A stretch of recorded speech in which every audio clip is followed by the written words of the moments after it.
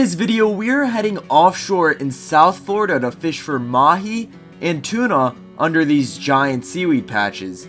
So without further ado, let's go deep sea fishing. We make our way out of the inlet and we make about a 3-mile run south to set up for some trolling. Once we got to our spot, we start rigging up our lures. Okay guys, so we found this giant seaweed patch. We're in about 500 feet of water and we're going to show you guys what we're trolling here. When we're targeting these fish, we like using these flathead sea witches.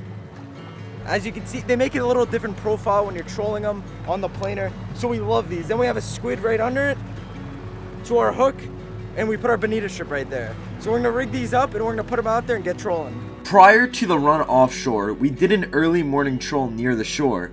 And about 30 minutes into that troll, we got slammed by a giant fish. And the second this fish hit, we knew we were in for a long battle. After a long run from this fish, I switched off with my dad so I can clear all of the other lines.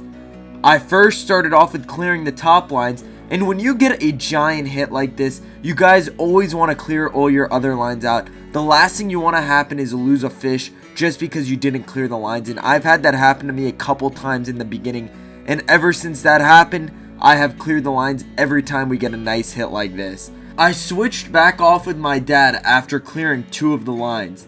And this is what makes Florida so special. You guys can see we're about a mile or 2 right off the beach and we're hooked up with a giant. And a lot of other places you guys have to run like 50 miles offshore to get a fish like this. In South Florida, where we are in Pompano Beach, you guys control about a mile or 2 right off the beach and catch giant fish. So we now are about 10 minutes into this battle, and this fish was still fighting so hard.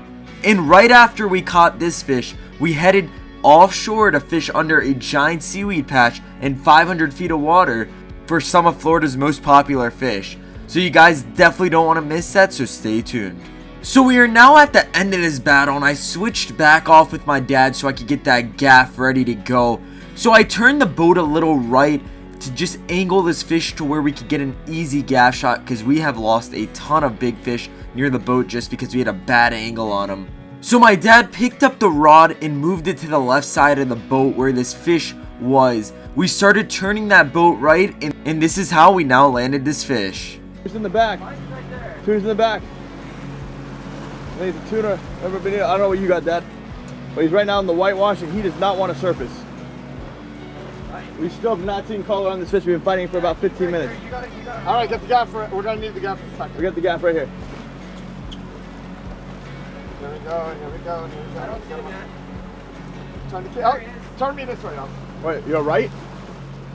Yeah, a little bit. There we go. Just a little, just a little. You need to keep him on that side. What do you got? I don't know. I can't tell you. There he is. What we got? It looks like it's a tuna or wahoo. I can't tell. I think it's a king. Dad, watch out. Yep, big tuna. Oh!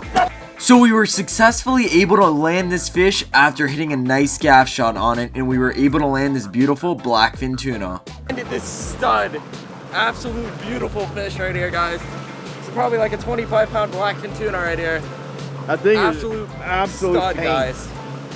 After landing that giant tuna, we trolled a little longer near the shore and had no luck.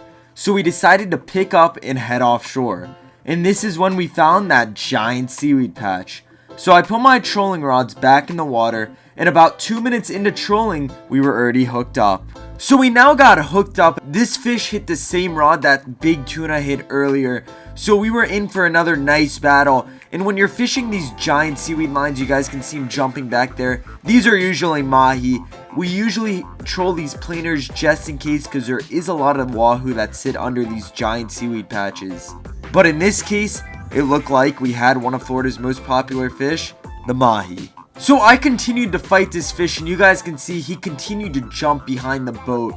And sadly, on this day of fishing, we actually forgot our fishing net. So every fish we landed, we had to gaff these fish, which kind of sucks because on these smaller fish, you lose a lot of meat. But we now had this fish right behind the boat. And if you guys are enjoying this family fishing video, it would mean a lot if you guys can drop a like on this video. So I grabbed that gaff again, and it looked like this fish ran right into the motor. Luckily, we got him out of the motor. Now we saw this fish right near the boat, and we saw this mahi. We were able to gaff this fish, and in all honesty, this was a terrible gaff shot, but all that matters is that we were able to land this mahi.